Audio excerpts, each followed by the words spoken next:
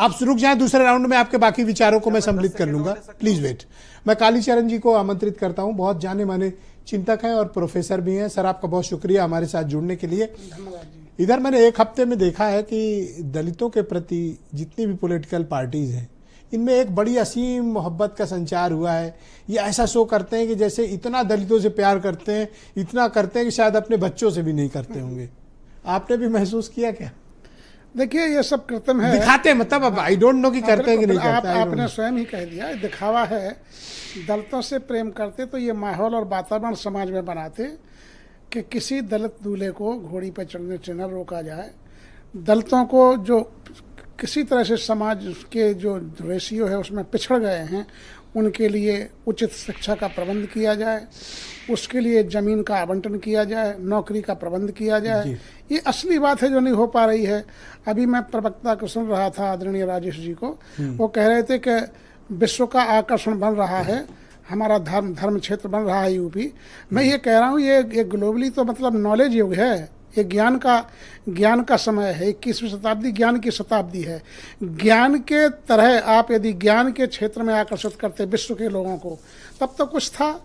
तब बात बनती कि वैश्विक हम जो है धर्म गुरु, जो हमारा एक तकमा बना हुआ है बुद्ध के। आप मंदिर के विरोध में लग रहा है? नहीं, विरोध का सवाल नहीं है।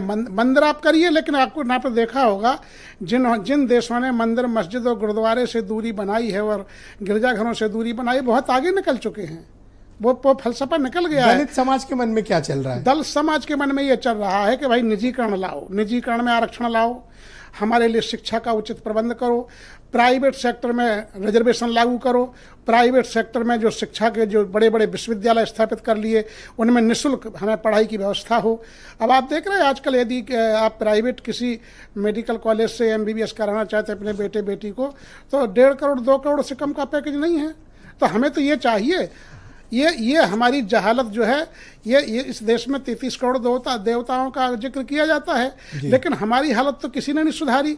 ये कह रहे हैं आदरणीय चौधरी साहब, पर अगर बिहारी जी का कॉरिडोर बनेगा, हाँ, तो ये तो दलित भाई बहनों के लिए नहीं तो भाई एक समाज का विशेष का लाभ होगा। दलितों को क्या मिलने वाला? वहाँ दर्शन के लिए भी बड़ी मुसीबत खड़ी हो जाती है, कई जगह हटा दिए जाते हैं, भगा दिए जाते हैं, उनको अपमानित किया जाता है। और दूसरा ये है कि रोजी रोटी का सवाल। ऐसा तो नहीं है उत्तर प्रदेश में है? नहीं दिखता तो नहीं।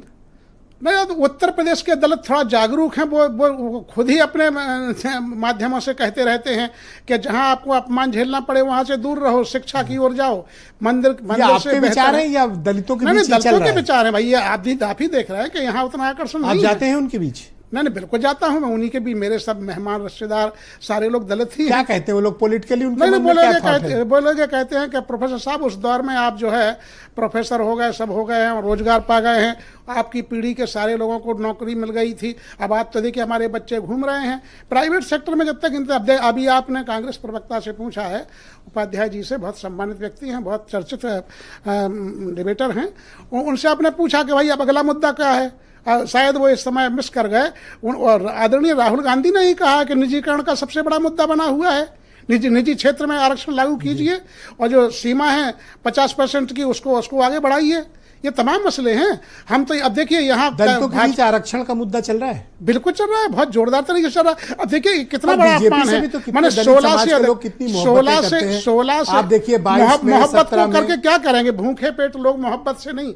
दलित समाज के कितने मिनिस्टर बनाए बीजेपी ने? भाई देखिए, आप देखिए सबसे बड़ा सिनेरियो जहां इस उत्तर प्रदेश को संचालित करने में दलित समाज का 4 बार योगदान है, वहां यहाँ की सरकार भाजपा जब आती है तो एक उप मुख्यमंत्री भी उस समाज से देना गवारा नहीं समझती है, इतना बेकार समझती है। ओबीसी को दे देती है, सवर्णों को दे देती है, लेकिन इस योग्य भी नहीं समझते पूरे देश में।